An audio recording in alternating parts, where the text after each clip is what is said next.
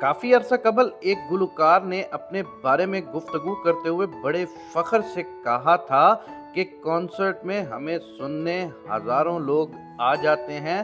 बाजार में जाएं तो अनगिनत निगाहें हमारा ताक़ुब करती हैं।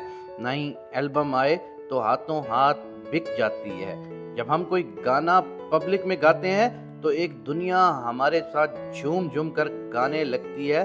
लेकिन और फिर उसके साथ ही गुलकार का लहजा अफसुर्दा हो गया और उसने एक अजीब दुख भरे लहजे में कहा, लेकिन लोग दिल से इज्जत नहीं करते।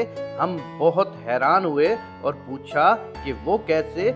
लोग तो तुम्हारे और बहुत से दूसरे गुलकारों या फनकारों के दीवाने हैं। तो गुलकार, जो कि एक समझदार इंसान था, बहुत से दूसरे शोबिज लोगों के बरक्स अक्लमंद और हकीकत पसंद भी था, उस पर हंसकर कहने लगा, मैं तुम्हें एक सच्चा वाकया सुनाता हूँ, बात तुम्हारी समझ में आ जाएगी।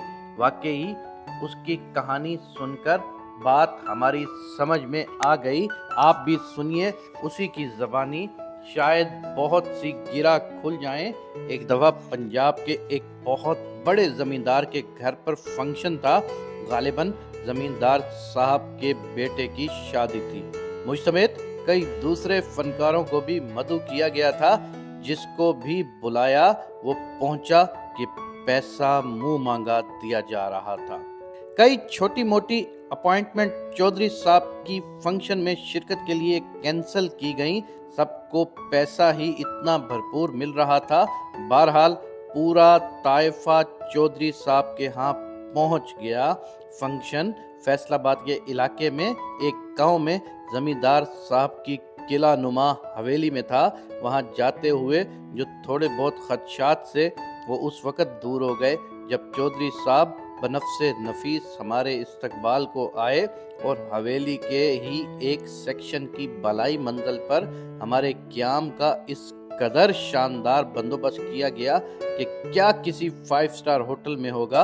रात फंक्शन पर भी बहुत सी सियासी और समाजी शख्सियात मौजूद थी, जिनके सामने गाकर हमें खुद अपनी इज्जत और एहतराम का मजीद एहसास उजागर हुआ। जमींदार साहब के कारिंदों ने भी हमारी आओ भगत में कोई कसर न उठा रखी। रात गए फंक्शन ख़त्म होने के बाद जब हम सोने के लिए गए तो हम खुद अपनी नज़रों में पहले से कहीं ज़्यादा कदावर हो चुके थे। मेरी आंख अलग सुबह खुल गई। मैं उठकर खिड़की के पास खड़ा हुआ और बाहर के दिलफरेब मंजर का नज़ारा करने वहीं खड़ा हो गया। गांव वाले तो सहर खेजी के आदी होते हैं। बाहर बहुत से लोग रात के फंक्शन का सामान समेटने में मसरूफ़ थे। मैं उन्हें देख ही रहा था कि दूसरी जानिब से चौधरी साहब बनफ्से नफीस खुद हाथ में एक स्टिक थामे आते नजर आए। गालिबन बागीचे में मॉर्निंग वॉक से वापस आ रहे थे। मैं इस मंजर से महजूज ही हो रहा था कि चौधरी साहब की आवाज़ सुनाई दी, ओए रहमान, कंजरा दी चाह नाश्ते दा इंतज़ाम ते ठीक हो गया ना? हाँ चौधरी साहब, तुसी फिक्र ना करो, कोई शिकायत दा मौका ना मिलसी। और फिर चौधरी साहब ने, जो हम कंजरों के लिए काफ़ी फिक्रमंद थे, मज़ीद ताकीद करते हुए फरमाया, हाँ भाई, एक कंजर हमारे मेहमान हैं और मेरे पुत्र दी शादी ते आए ने खुश खुश वापस जाने चाहिए। तो ये थी हमारी इज्जत उनकी नज़र में।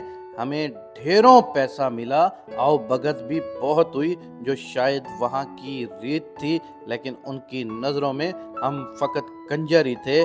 और कंजर तो कंजर ही होता है, उसकी कोई इज्जत नहीं होती।